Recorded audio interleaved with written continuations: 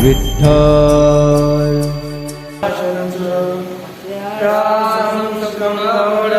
पदम गोविंद योगेन्द्र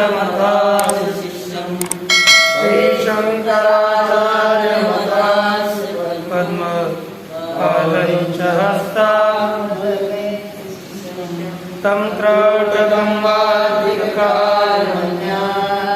तस्मद्गुरुं सन्ततमानतोऽस्मि श्रुति स्मृति पुराणानामालयं करुणालयं नमामि भगवत्पादं शङ्करं लोकशङ्करं शङ्करं शङ्कराचार्यं केशवं बादरायणं सूत्रभाष्यकृतो वन्दे भगवन्तो पुनः पुनः ईश्वरो गुरुरात्मेति मूर्तिभेदविभागिने व्योमजातदेहाय दक्षिणामूर्तये नमः। यद विद्यां विलासेन तं नौमि परमात्मानं सच्चिदानन्दविग्रहम्।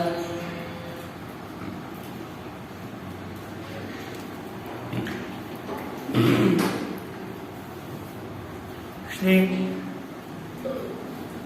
धर्मराजा धरीन्द्र प्रणीत वेदांत परिभाषा में हम लोग प्रथम परिच्छेद प्रत्यक्ष परिच्छेद उसका विचार कर चुके हैं। अब अग्रिम परिच्छेद अनुमान परिच्छेद, इस अनुमान परिच्छेद का विचार करेंगे।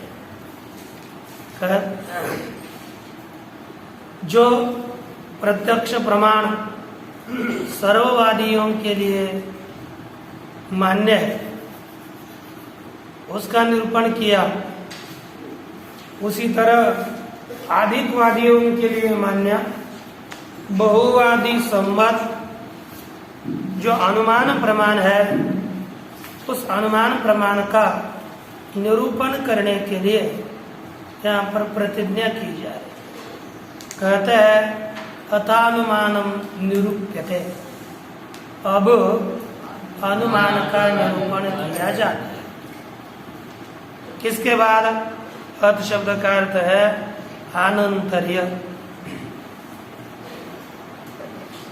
है ना, प्रत्यक्ष के अनंतर अनुमान का निरूपण किया जाता है। एक अनुमान कहते हैं, अनुमान की उत्पत्ति की गई अनुमीयते अनेन इति अनुमानम, अनुमितिकरणम इत्यर्थ। जिसके द्वारा अनुमान किया जाता है उसको कहते हैं अनुमान, अर्थात अनुमिति का साधन। जिसके द्वारा अनुमिति की जाती है उसको कहते हैं अनुमान, अर्थात अनुमिति का साधन। इस प्रकार ये जो व्युत्पत्ति से सिद्ध हुआ अनुमान शब्द है वह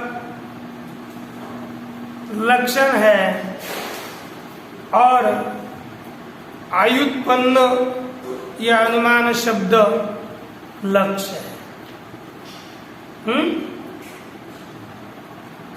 आयुत्पन्न अनुमान शब्द को हम लक्ष्य कहते हैं और अनुमीयते अनेन इति अनुमानम, इस व्युत्पत्ति के द्वारा सिद्ध हुआ अनुमान शब्द लक्ष्य होता है। यहाँ पर एक निरूपण करते हैं कि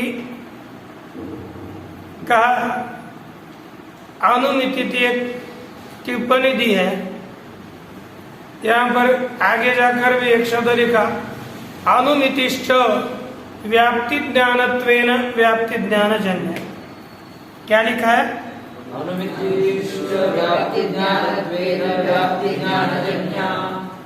यहाँ पर अनुमिति कैसी है? वे व्याप्ति ज्ञान रूप से व्याप्ति ज्ञान जन्य है है ना, अन्य व्याप्ति ज्ञान रूप से। व्याप्ति ज्ञान अर्थात कारण कौन हो गया? व्याप्ति ज्ञान। फल कौन हो गया? अनुमिति। तो कारणतावच्छेदक क्या हो गया? साधनतावच्छेदक। कारणतावच्छेदक व्याप्ति ज्ञानत्व। व्याप्ति ज्ञान क्या हो गया? कारण। कारणतावच्छेदक कार्य। कार्यतावच्छेदक अनुमितित्व। इसलिए किस रूप से व्याप्ति ज्ञान कारण है? तो कहते व्याप्ति ज्ञान रूप से जो व्याप्ति ज्ञान, वही केवल ज्ञानत्वेन इत्यादि नहीं, व्याप्ति ज्ञानत्वेन व्याप्ति ज्ञान से उत्पन्न होने वाली यह अनुमिति होती है।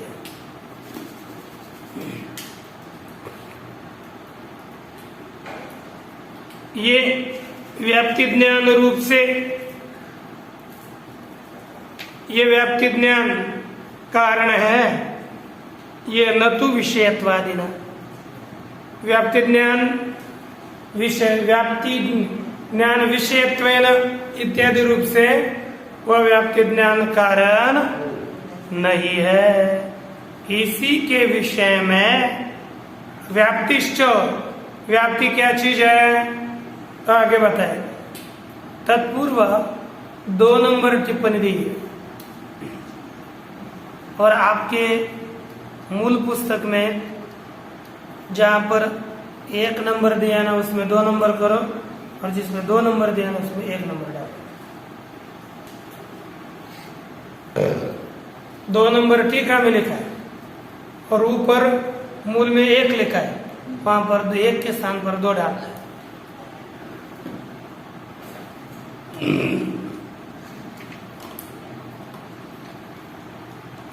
अब यहाँ व्याप्ति ज्ञानत्वेनेति जो 1 नंबर टिप्पणी यहाँ पर नीचे 2 लिखा है ना, नीचे का है वो ऊपर क्रमांक लिखना पड़ेगा 2। व्याप्ति ज्ञानत्वेनेति धूमौ वन्य व्याप्य इत्याद्यात्मक व्याप्ति प्रकारक ज्ञानत्वेन इत्यर्थो विवक्षितः। अर्थात व्याप्ति ज्ञान रूप से ही व्याप्ति ज्ञान जन्य अनुमिति होती है। तो कैसा व्याप्ति ज्ञान? कहा कि किस तरह का व्याप्ति ज्ञान हो? धूमो वन्य व्याप्य इत्याद्यात्मक व्याप्ति प्रकारक ज्ञान। कैसा ज्ञान? धूमो वन्य व्याप्य। ऐसा कौन सा ज्ञान? व्याप्ति प्रकारक ज्ञान। कौन सा ज्ञान? व्याप्ति प्रकारक ज्ञान। लेकिन कौन सा ज्ञान? धूमो वन्य व्याप्य ऐसा व्याप्ति प्रकारक ज्ञान। ठीक ना?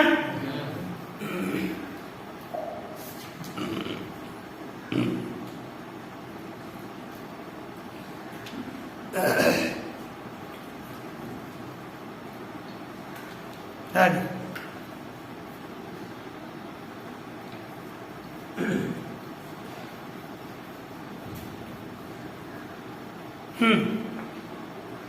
अन्यथा यदि व्याप्ति ज्ञानत्वेन व्याप्ति ज्ञान को अनुमिति का करण है ना, व्याप्ति ज्ञानत्वेन व्याप्ति ज्ञानस्य अनुमितं प्रति करणत्व स्वीकारेतु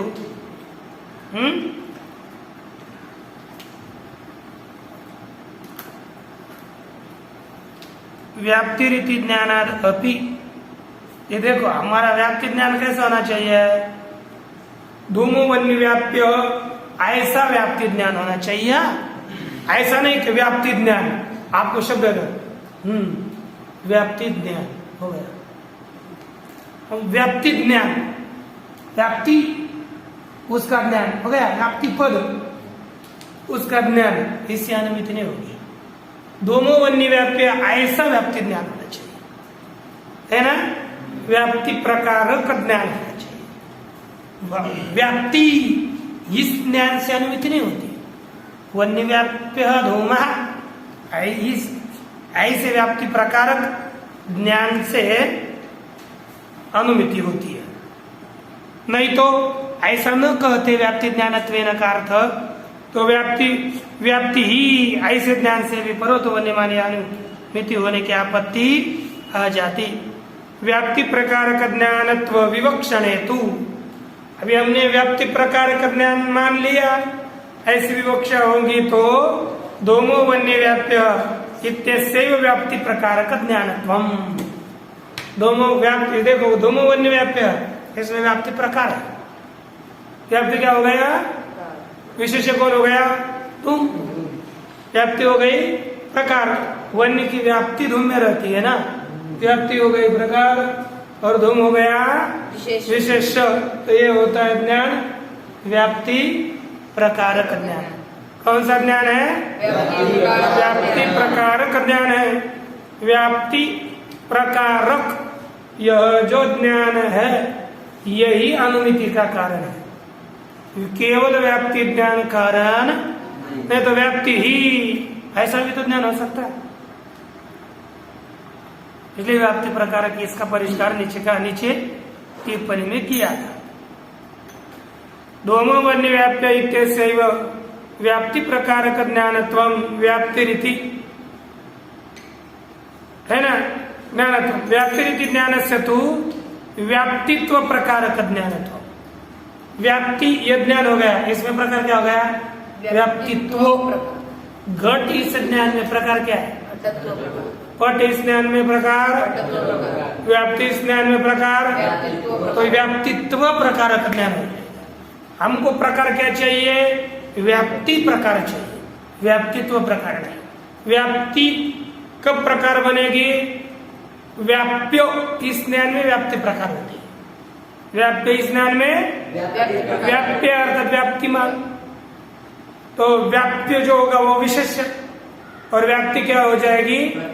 तो वन्य व्याप्य धूमः, इसमें प्रकार कौन होगा? व्याप्ति, और विशेष्य कौन होगा? धूम। तो व्याप्ति प्रकार का ज्ञान कौन सा हो गया? वन्य व्याप्य धूमः। और व्याप्तित्व प्रकार का ज्ञान कौन सा हुआ? हाँ, व्याप्यत्व प्रकार का ज्ञान। मुझे बताओ व्याप्तित्व प्रकार का ज्ञान कौन सा हो गया? व्याप्तित्व प्रकार का ज्ञान कहाँ कर क्या होगा? व्याप्ति ही ऐसा ज्ञान। व्याप्तित्व प्रकार का ज्ञान कौन सा हो गया? ऐसा ज्ञान। और व्याप्ति प्रकार का ज्ञान कौन सा हो गया?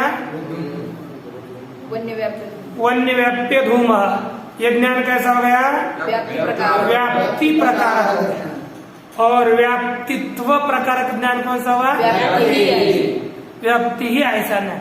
मैं दूसरा पूछ रहा हूँ, व्याप्यत्व प्रकार का ज्ञान कौन सा होगा? वन्य व्याप्य धूम ऐसा ज्ञान। क्योंकि व्याप्यत्व और व्याप्ति एक ही है ना। व्याप्यत्व, व्याप्य में रहने वाला धर्म व्याप्ति, व्याप्य में रहने वाला धर्म ही व्याप्यत्व। शब्द भेद है लेकिन एक ही चीज। इसलिए देखो कहते व्याप्ति रीति ज्ञानस्य तु व्याप्तित्व प्रकारक ज्ञानत्वम इति नापत्ति काचिद इति। इसलिए कोई आपत्ति नहीं आएगी। हमने जो कहा अनुमितिश्च व्याप्ति ज्ञानत्वेन व्याप्ति ज्ञानजन्य, अर्थात व्याप्ति प्रकारक ज्ञानत्वेन व्याप्ति ज्ञानजन्य, ये लेना है अर्थ। व्याप्ति ज्ञानत्वेन का अर्थ लेना है व्याप्ति प्रकारक ज्ञानत्वेन।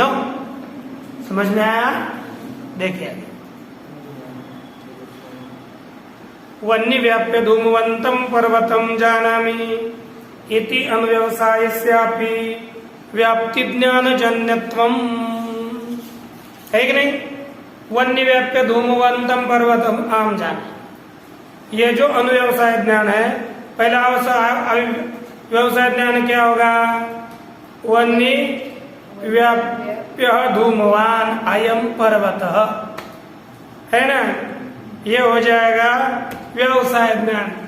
उसका अनुव्यवसाय ज्ञान होगा वन्य व्याप्य धूमवंतम पर्वतम अहम जानामि।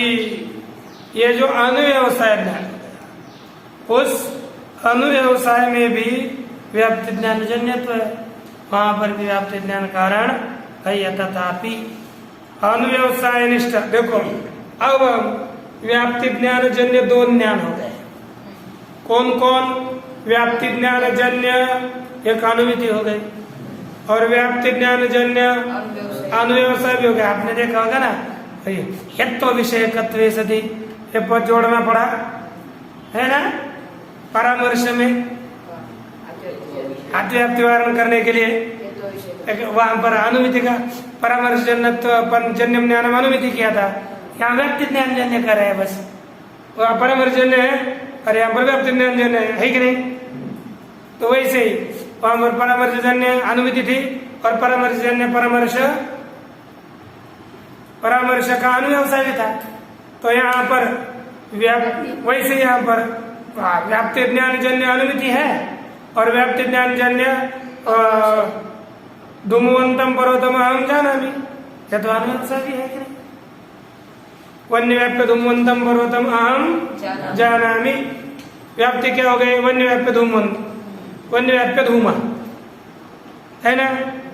तो उससे ज्ञान होने वाला वन्य व्याप्य धूमवंतम पर्वतम अहम जानामि, ये भी तो ज्ञान वन्य व्याप्य धूम व्याप्ति ज्ञान जन्य है। ठीक है, वन्य व्याप्य धूमवंतम पर्वतम अहम जानामि इति अनुव्यवसायस्यापि व्याप्ति ज्ञान जन्यत्वम, तथापि जन्य है तो भी अनुव्यवसायनिष्ठ जन्यता निरूपित जनकत्वम व्याप्ति ज्ञानस्य विषयत्वेन भवति न व्याप्ति ज्ञानत्वेन। देखो अब अनुव्यवसाय ये जन्य है और व्याप्ति ज्ञान जनक है। जैसे एक मैं पूछ रहा हूं आपको, अयम घटम अहम जाना, मुझे बताओ यहाँ पर घट ज्ञान का कारण है किस दृष्टि से?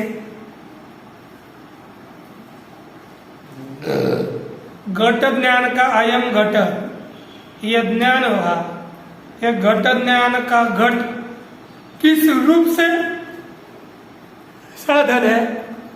विषयत्वेन। किस रूप से साधन है? घट ज्ञान को उत्पन्न करता है, लेकिन किस रूप से? विषय रूप से उत्पन्न करता है, घट विषय। वैसे अनुव्यवसाय में व्यवसाय के जितने भी ज्ञान होते हैं ना, वह सब विषय हो जाते है ना, जैसे सभी विषय होते हैं। इसीलिए वन्य व्याप्य धूमवंतम पर्वतम अहम जानामि, ऐसा जो अनुव्यवसाय है उसमें व्याप्ति ज्ञान, व्याप्ति यह कारण है, व्याप्ति ज्ञान साधन है, लेकिन व्याप्ति ज्ञानत्व से नहीं, विषय रूप से है, क्योंकि अनुव्यवसाय का विषय है व्याप्ति ज्ञान।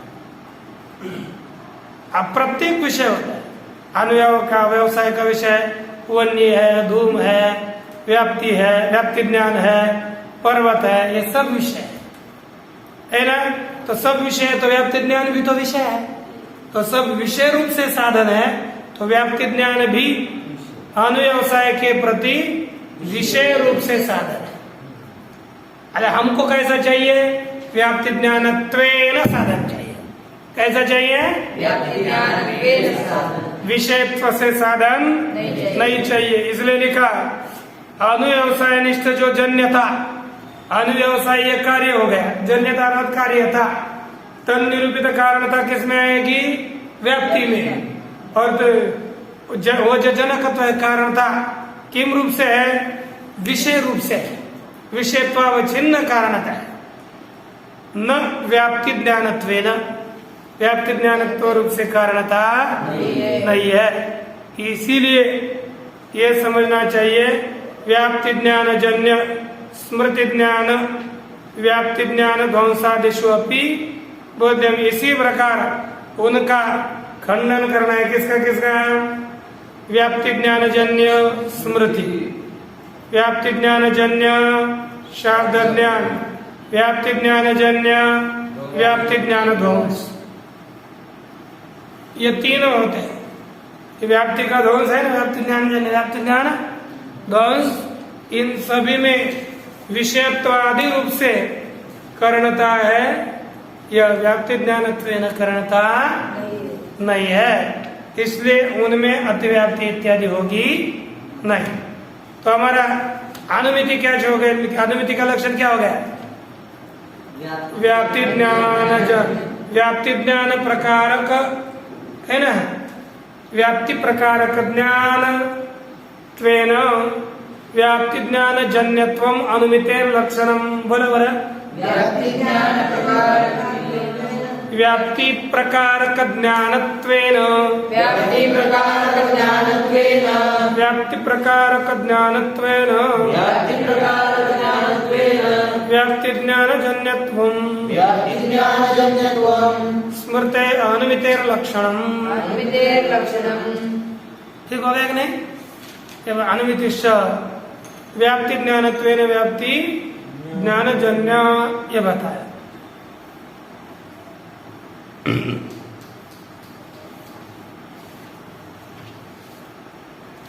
व्याप्ति ज्ञानानु व्यवसायदे तत्वेन तज्जन्यत्वाभावात् अनुमितित्वम नानुमितित्वम।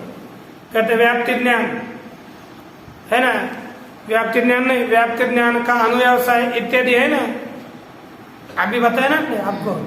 व्याप्ति ज्ञान का जो अनुव्यवसाय इत्यादि हुआ उसमें तज्जन्यत्व तत्वेन अर्थात व्याप्ति ज्ञानत्वेन व्याप्ति ज्ञान जन्यत्व नहीं है। कौन सा है? विषयत्वेन व्याप्ति ज्ञान जन्यत्व है, इसलिए न अनुमितित्वम। किसको अनुमिति नहीं मानना पड़ेगा? अनुव्यवसाय ज्ञान को व्यवसाय है ना।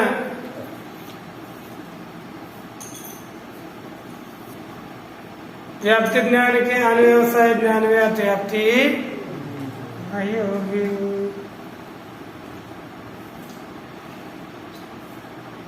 अच्छा,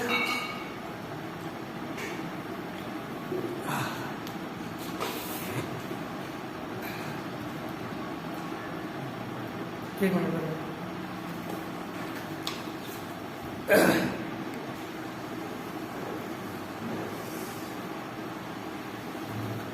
शंका होती है व्याप्ति ज्ञान को आपने अनुमिति का साधन कहा है, वह अनुमिति का साधन किम रूप से?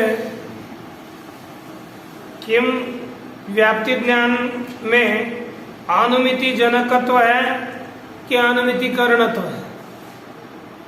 केवल जनकत्व मात्र है कि करणत्व भी? इस प्रकार शंका होने के कारण कहते हैं अनुमिति करणत्व है उसमें। अनुमिति करणत्वम च व्याप्ति ज्ञानम, ये क्या है? व्याप्ति ज्ञान अनुमिति का करण है। तत्संस्कारो अवांतर व्यापार, उसका संस्कार अर्थात व्याप्ति ज्ञान का संस्कार, यह अवांतर व्यापार है। मुख्य करण कौन है? अनुमिति का करण व्याप्ति ज्ञान है और उसका संस्कार अवांतर, मतलब जो व्यापार होता है ना, वह व्यापार है। न तो तृतीय लिंग परामर्शो अनुमितो करणम। न्याय मत में जो तीसरा क्या माना था? लिंग परामर्श साधन माना था, वह अनुमिति में करण नहीं है। तस्य अनुमिति हेतुत्वा सिद्ध तत्करणत्वस्य दूर निरस्तत्वात्। वह लिंग परामर्श अनुमिति के हेतु, अनुमिति का हेतु है ऐसा सिद्ध न होने के कारण उसके करणत्व का दूर से भी निराश किया गया है। अब आपको ये थोड़ा समझ में आए इसलिए टीका देखते हैं। ननु व्याप्ति ज्ञान से किम अनुमिति जनकत्व मात्रम उत तत्करणत्वम इति अपेक्षायाम अनुमिति करणं च इति। एतेन व्याप्ति विशिष्ट पक्ष धर्मता ज्ञानजन्यम ज्ञानम अनुमिति तत्करणम अनुमानम तच्च लिंग परामर्शे इति प्रत्युक्तम। ये जो खंडन किया ना, न तो लिंग परामर्श अनुमितो करणम, लिंग परामर्श अनुमिति में साधन नहीं है, इस कथन के द्वारा ही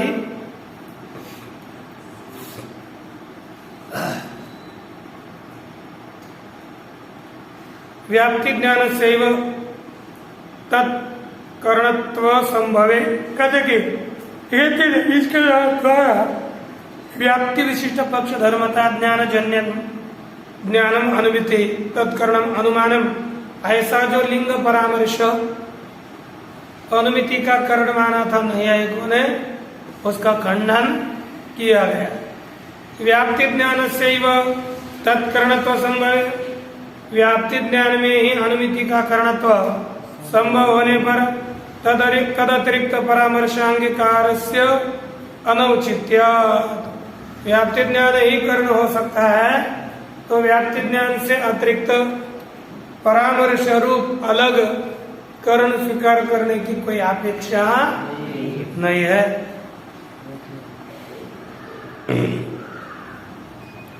नापि अनुमितो लिंगम कर्णम, है ना, अनुमिति में लिंग अर्थात हेतु वही कर्ण है, ऐसा ही मत कहना। अयोग्य लिंग का अनुमितो परामर्शस्य व्यापारत्वा संभवेन तत्करणत्वा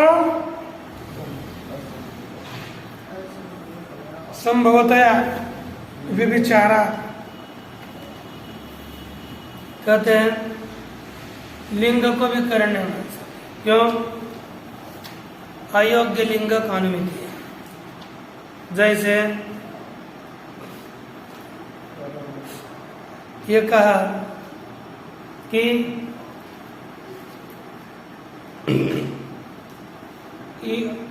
इयं वन्यशाला अतीत वन्य मति अतीत धम्मत। अब यहाँ पर देखो अतीत धूम है, या अनुमिति तो होती है, लेकिन आगे धूम प्रस्तुत नहीं है, तो वन्य की अनुमिति कोई कर नहीं सकता। कर सकता क्या? क्योंकि लिंग ही नहीं है, लिंग को नहीं कर पाते,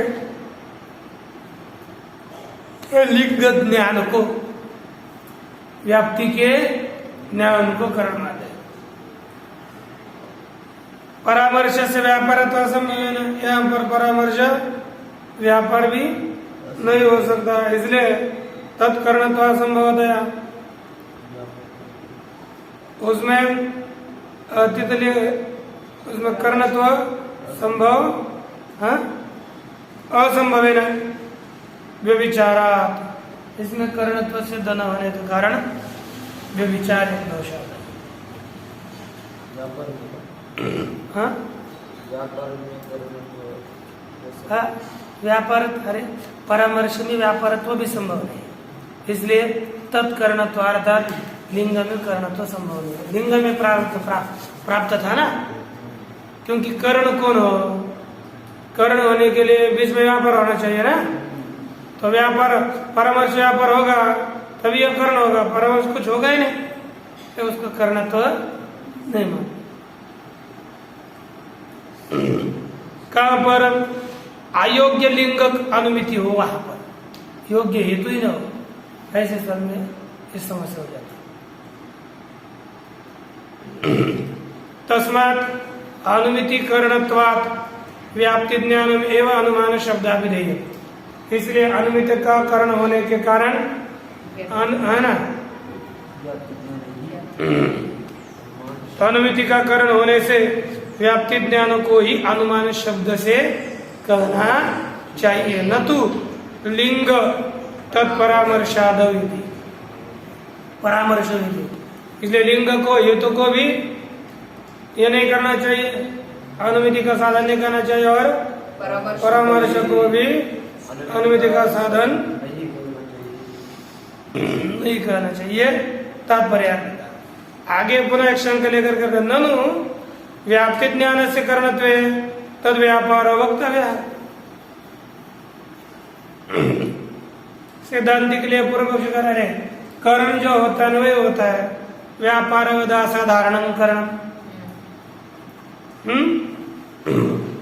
व्यापारवद असाधारण जो कारण होता है वही कर्ण होता है।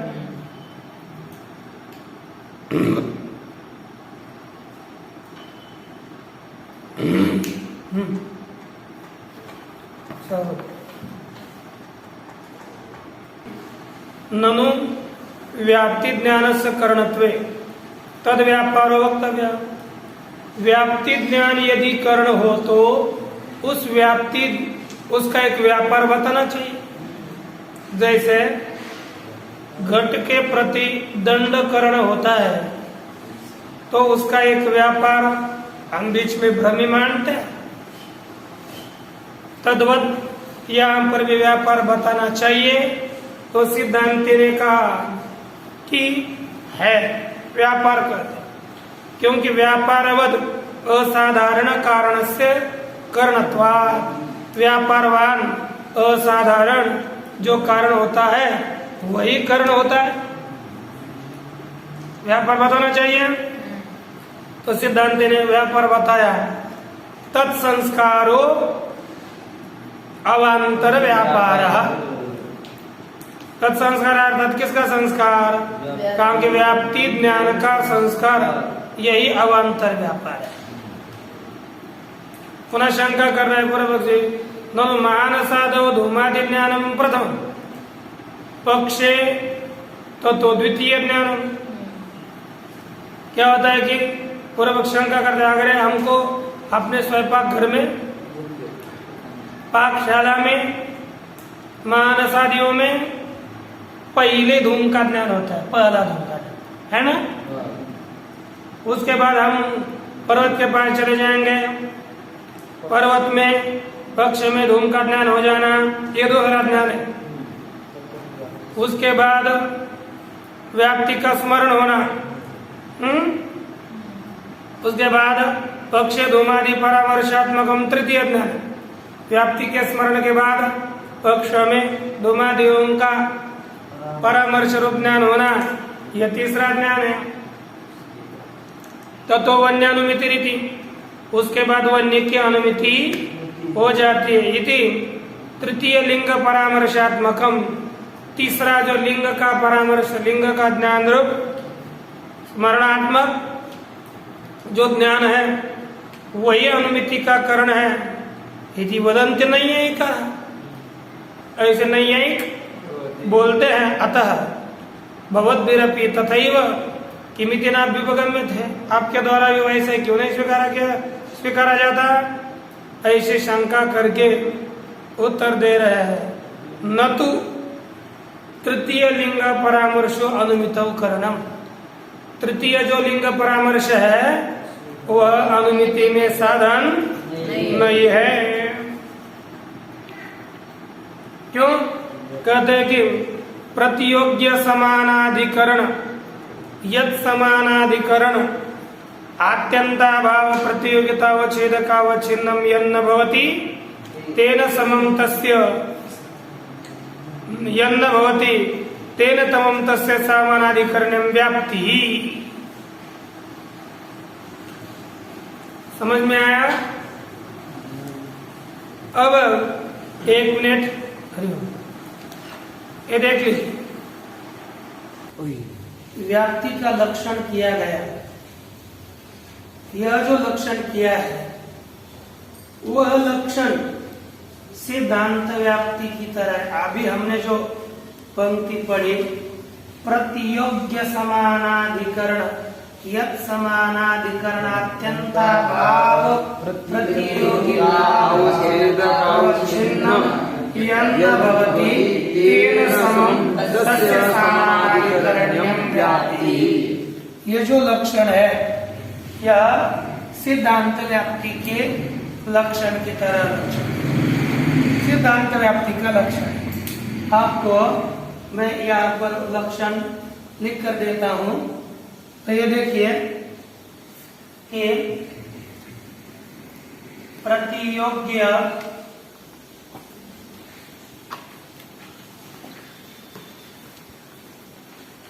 समानाधिकरण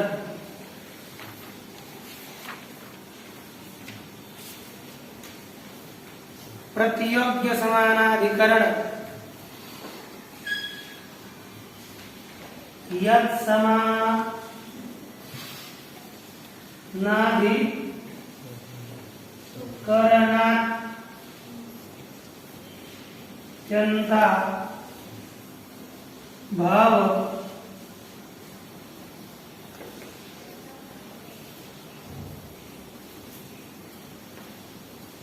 पूर्ण है ना, पूर्ण है। प्रतियोग्य समानाधिकरण यत् समानाधिकरण अत्यंत भाव प्रति योगी तानव छेद कावच्छिन्न प्रतियोगितावच्छेदकावच्छिन्नम् यत् न भवति तेन समं तस्य समानाधिकरणम्।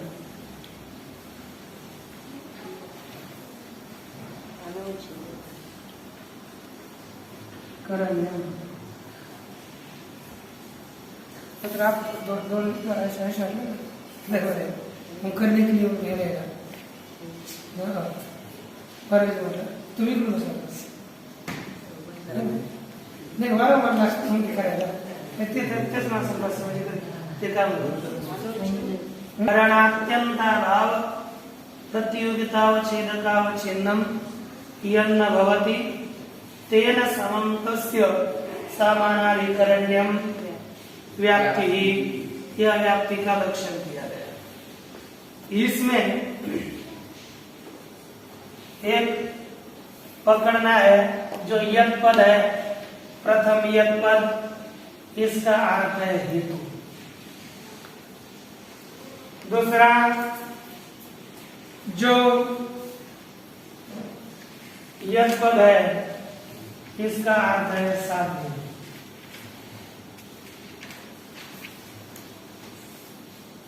तीसरा यत् पद है, इसका अर्थ है साध्य।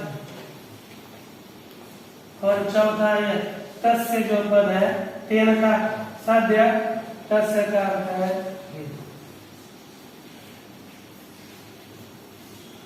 अब यहाँ पर यदि हम ऐसा करेंगे तो लक्षण होगा प्रतियोग्य समानाधिकरण यत् समानाधिकरण अत्यंत भाव प्रतियोगितावच्छेदकावच्छिन्नं यन्न भवति यन्न भवति तेन समं म्हणजे अथवा प्रतियोग्य समानाधिकरण हेतु समानाधिकरणात्यंत भाव प्रतियोगितावच्छेदकावच्छिन्नं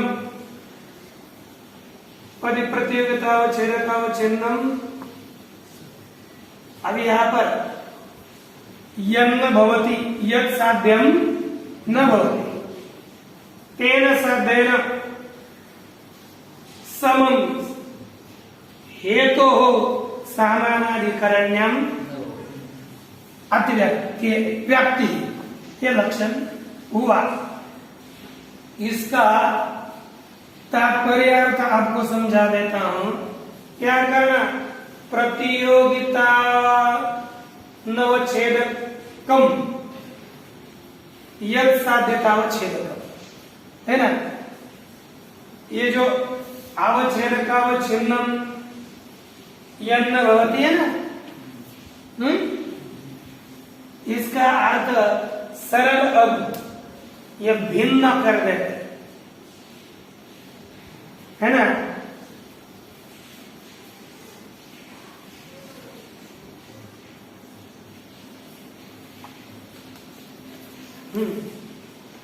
अब ये मैं का अर्थ भिन्न हम लेंगे तो एक हो जाएगा पर आप लेके हो तो हमको सब कुछ तो पढ़ाना है, अभी इतना ही सरल बता देते। देखो अब यहाँ पर ये अपने पास है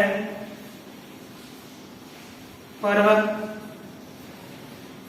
इसमें आपको ये तो दिखा, डोम दिखा, आदमी होगी नीचे, अनुमान करना है हम लोगों को। और आपके या एक आपका घर भी है, उधर दूर पर्वत है, इस घर में, आपके घर में एक घड़ा है।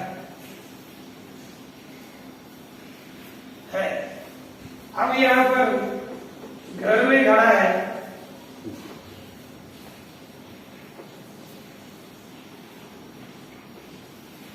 ये घट है, अर्थात घट जिसका अभाव होता है उसको कहते हैं पृथ्वी। यहाँ पर घटादि सब, यहाँ पर अग्नि और धूम है, इतनी दोनों चीजें। यहाँ पर दूसरे पदार्थ तो नहीं है यहाँ पर, तो यहाँ पर दूसरे पदार्थों का आधा अभाव हो गया, तो जिसका अभाव होता है उसको कहते हैं प्रतियोगी। जिसका अभाव होता है यस्य अभावः सः प्रतियोगी उच्यते। तो यहाँ पर घट का यहाँ पर अभाव है, अर्थात घट यहाँ पर नहीं। तो पर्वत में घट का अभाव हो गया, तो प्रतियोगी कौन हुआ? हाँ, प्रतियोगी हुआ घट। प्रतियोगी का अधिकरण कौन हुआ? गृह। प्रतियोगी हो गया घट, प्रतियोगी का अधिकरण हुआ गृह। प्रतियोगी का जो अधिकरण नहीं है, अधिकरण नहीं है, ऐसा अनधिकरण कौन हुआ? पर्वत। प्रतियोगी के अधिकरण में रहने वाला उसको कहेंगे प्रतियोगी समाधिक, समानाधिकरण। जो प्रतियोगी के अधिकरण में रहता है, जैसे प्रतियोगी घट घर में है, उसमें ही आदमी भी रहा, आदमी थोड़ा बड़ा होना चाहिए, ठीक है ना? ये आदमी भी इसमें रहा, समझो कुछ भी हो, चित्र ठीक भी ना हो तो कोई समस्या नहीं आ, है ना? कि प्रतियोगी घर में रहा और प्रतियोगी के अधिकरण में रहने वाला पुरुष भी घर में रहा, तो पुरुष कहलाएगा प्रतियोगी समानाधिकरण। प्रतियोगी हो गया घट, प्रतियोगी समानाधिकरण, प्रतियोगी के अधिकरण में रहने वाले को कहते हैं प्रतियोगी समानाधिकरण हुआ पुरुष। अब प्रतियोगी के अधिकरण में न रहने वाला जो मनुष्य है, प्रतियोगी के अधिकरण में नहीं रहता है, प्रतियोगी के अधिकरण से भिन्न दूसरी जगह पर रहता है, उसको कहते हैं प्रतियोगी असमानाधिकरण। देखो प्रतियोगी हो गया घट, उसका असमानाधिकरण हुआ धूम। क्या हो गया? प्रतियोग्य समानाधिकरण, प्रतियोग्य समानाधिकरण हुआ धूम। प्रतियोग्य समानाधिकरण हुआ धूम, ठीक है ना? प्रतियोग्य समानाधिकरण हुआ धूम। दूसरा, अब वो कौन है? तो यह प्रतियोगी के असमान अधिकरण में रहने वाला कौन होता है? तो गया धूम। प्रतियोग्य समानाधिकरण यह, म्हणजे जो हेतु, यह हेतु, तो गया धूम। अब धूम हो गया, धूम के अधिकरण में रहने वाला अत्यंत अभाव। ये धूम का रहता है पर्वत में, इसकी पर्वत धूम के अधिकरण में रहने वाला अत्यंत अभाव कौन सा हो गया? घटाभाव। घटाभाव है क्या? कौन सा भाव रहा? घटाभाव। तो धूम के अधिकरण में रहने वाला अभाव घटाभाव, उसका प्रतियोगी घट। प्रतियोगिता किसमें रहेगी? घट में। प्रतियोगिता अवच्छेदक क्या होगा? घटत्व। प्रतियोगिता अवच्छेदक घटत्व अवच्छिन्न कौन होगा? घट, है ना? नहीं है ना? घट नहीं है ऐसा साध्य कौन हो गया? जो घट नहीं है, घट भिन्न क्या भवती का करा प्रतियोगिता अवच्छेदक अवच्छिन्न भिन्न का अर्थ कर गया भिन्नम साध्य, है ना? ये यत्न का यत्न भवती का अर्थ पूर्ण हम कर दिए थे भिन्नम छिन्न भिन्नम यत। अब यहाँ है कितना करो, है ना? 13 आगे।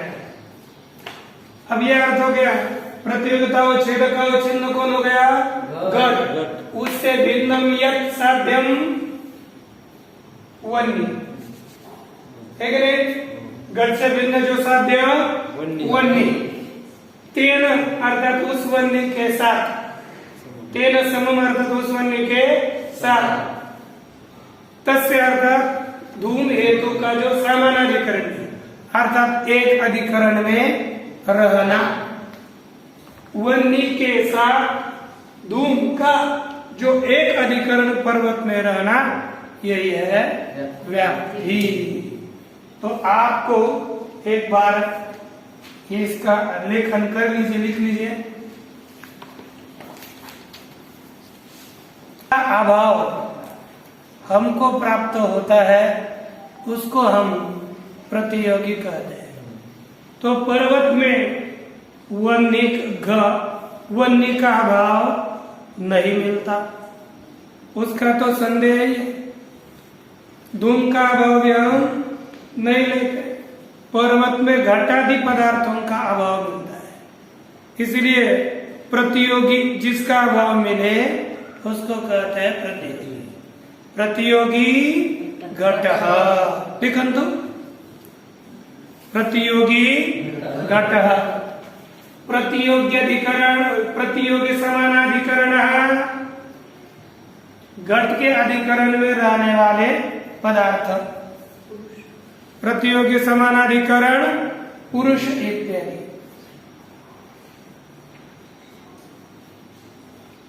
प्रतियोगी समानाधिकरण पुरुषः। प्रतियोग्य समानाधिकरण हेतु धूम हेतु। प्रतियोग्य समानाधिकरण हेतु धूम हेतु।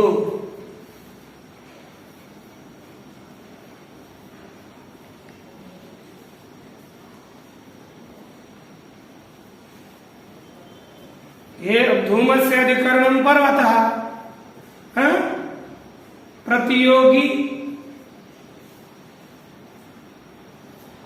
पश्यतु हेतु समानाधिकरण अत्यंत भावः घटाभावः।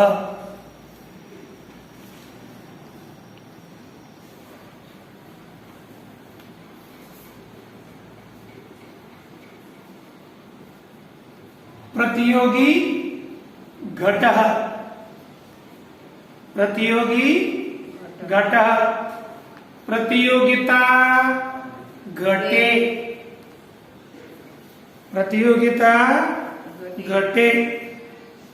प्रतियोगितावच्छेदकं घटत्वम्।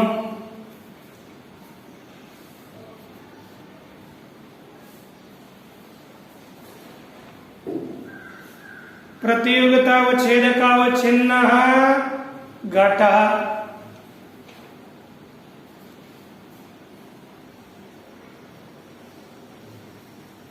तद्भिन्नः साध्यः वन्यः।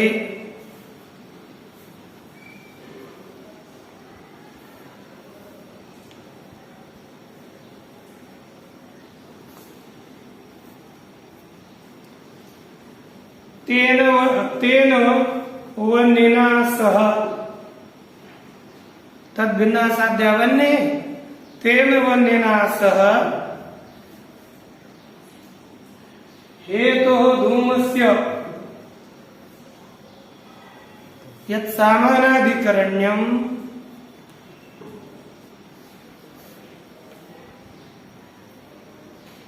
सा व्याप्तिः। इस तरह यह व्याप्ति का निरूपण हो और इसमें एक पक्ष धर्मता रहती है। पक्ष धर्मता कहते हैं, दूसरा कहा कि नीचे व्याप्यस्य पक्षवृत्तित्वं पक्ष धर्मता।